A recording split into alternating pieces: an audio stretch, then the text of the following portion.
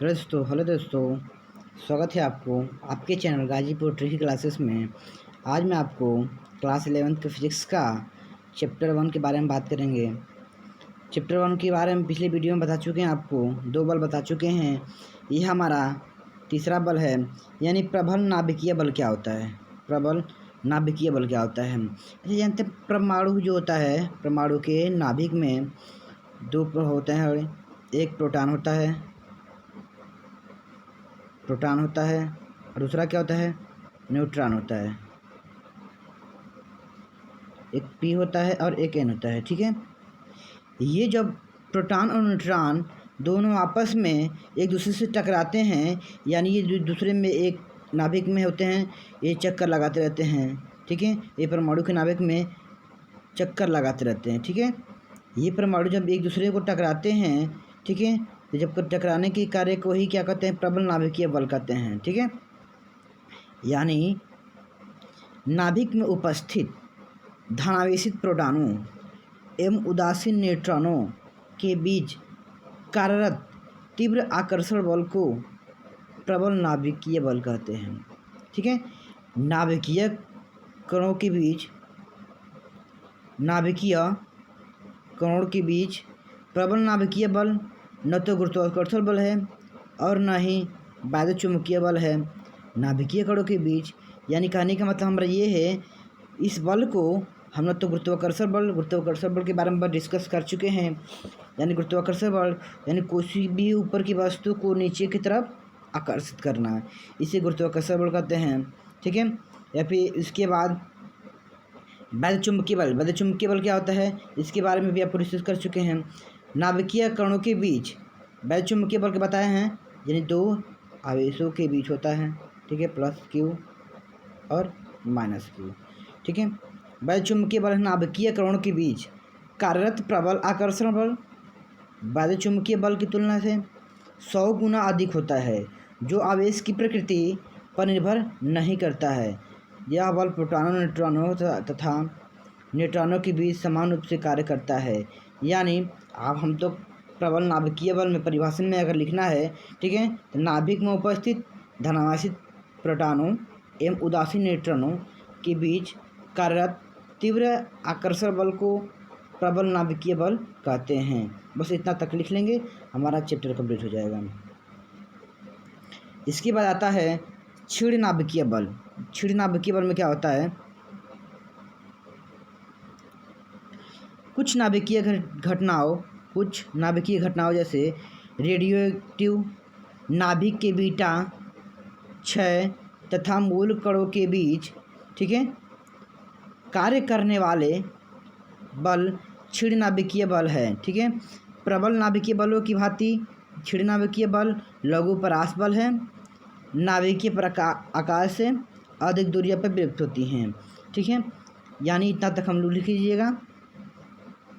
इतना तक से कुछ नाभिकीय घटनाओं जैसे रेडियोएक्टिव नाभिक के बीटा क्षय तथा मूल नाभिक के बीच कार्य करने वाला बल क्षीण नाभिकीय बल है।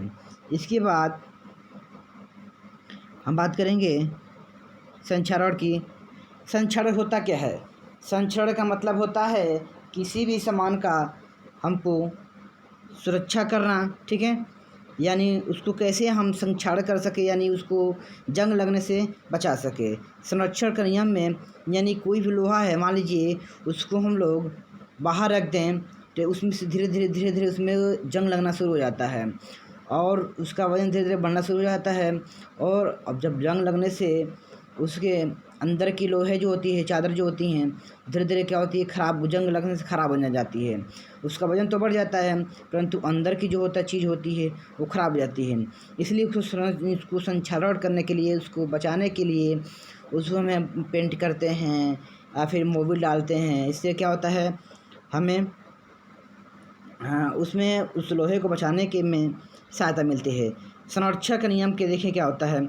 संरक्षण का नियम वह नियम है जो यह प्रदर्शित करे कि कौन सी भौतिक राशि किस दशा में रहती है। प्रकृति के संरक्षण के नियमों में सम्मिलित कुछ जैसे नहीं है, जैसे द्रव्यमान, ऊर्जा, रेखीय संवेग, कोणीय संवेग, आवेश संरक्षण नियम है। ठीक है, यदि बल संरक्षित नहीं है, यदि बल संरक्षित नहीं है तो विश्व की कुल ऊर्जा नियत रहती है। यह ऊर्जा संरक्षण का व्यापक नियम कहलाता है।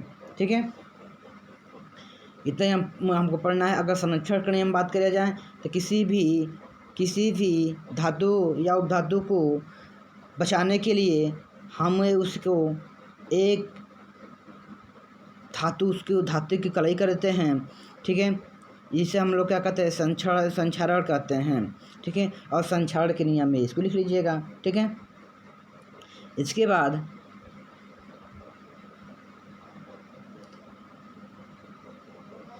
भौतिक के स्थूल प्रभाव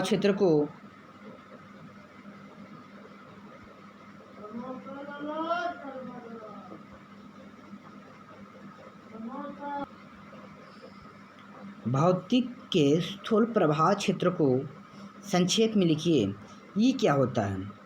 यानी स्थूल प्रभाव क्षेत्र के अंतर्गत प्रयोगशाला, पार्थिव तथा खगोलीय स्तर की परिघटनाएं सम्मिलित हैं, जिनकी व्याख्या पारंपरिक भौतिक के सिद्धांतों के आधार पर की जाती है।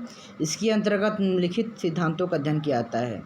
ठीक है, चलिए पहला क्या है, यांत्रिकी। यांत्रिकी से पता चलता है कोई यंत्र होना होगा। हमको यांत्रिकी के पढ़ने से ही पता चलता है कि यानी किसी यंत्र के बारे में बात कर रहा है। यांत्रिकी न्यूटन की गति के नियमों तथा यांत्रिकी न्यूटन गति के नियम क्या आता है? ठीक है, v बराबर u plus A T, S बराबर U T plus half A T square. और तीसरा समीकरण होता है हमारा, ठीक है, क्या कहता है, v स्क्वायर बराबर यू स्क्वायर प्लस 2as। ठीक है, इससे पहला गति नियम, दूसरा गति के नियम और तीसरा गति के नियम आपको ऑलरेडी पिछले वीडियो में हम या फिर आपको 9, 10 में पढ़ चुके होंगे। ठीक है, तथा गुरुत्वाकर्षण के नियमों पर आधारित है। इन नियमों के आधार पर करोड़ों दृढ़ पिंडों की गति, उनके संतुलन, रॉकेट नोदल, जैसे रॉकेट नोदल के बारे में बात कर रहा है, जल तरंगे का संचरण, वायु में ध्वनि का तरंगों का संचरण, किसी भार के कारण झुकी क्षण आदि का अध्ययन किया जाता है। ठीक है, अब क्या दूसरा में क्या है, वैद्युत गतिकी। वैद्युत यानी विद्युत की गति करने के बारे में बात कर रहा है।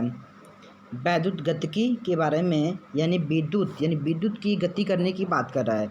वैद्युत गतिकी में आवेशित तथा चुंबकीय वस्तुओं से संबंधित परिघटनाओं का अध्ययन किया जाता है। तीसरा हमारा है प्रकाशिकी में इसके अंतर्गत प्रकाश का प्रवर्तन क्या होता है? जब कोई प्रकाश किरण, ठीक है, विरल माध्यम से सघन माध्यम में आती है, या फिर प्रकाश के परिवर्तन में सिंपल तरीके से कहे, जब कोई प्रकाश किरण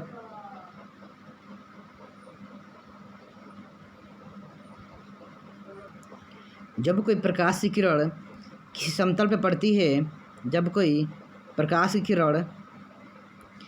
समतल पे पड़ती है, तो उसका अधिकांश भाग, जब कोई प्रकाश की किरण मान लीजिए ये इधर से आ रही है, कि समतल पर टकरा कर उसी माध्यम में वापस क्या होती है, ठीक है, लौट जाती है, तो इस क्रिया को क्या कहते हैं?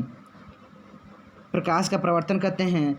10 के नियम के अनुसार के है जो हम, ठीक है, जब कोई प्रकाश की किरण किसी माध्यम से आती है तो उसी माध्यम वापस लौट जाती है। ठीक है, इसी प्रकाश का प्रवर्तन करते हैं। अपवर्तन, व्यतिकरण, विवर्तन, ध्रुवण आदि परिघटनाओं तथा दूरदर्शी एवं सूक्ष्मदर्शी जैसे प्रकाशीय यंत्रों की कार्यविधि का अध्ययन किया जाता है।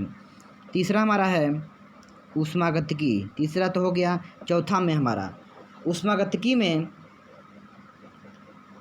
में अगर देखा जाए, ऊष्मागतिकी निकायों का ऊष्मीय संतुलन, उससे संबंधित नियमों जैसे ऊष्मीय प्रभाव, ऊष्मा का कार्य में रूपांतरण तथा ऊष्मा स्थानांतरण के कारण निकाय की आंतरिक ऊर्जा, ताप एवं एंट्रॉपी पर आदि में परिवर्तन का अध्ययन किया जाता है।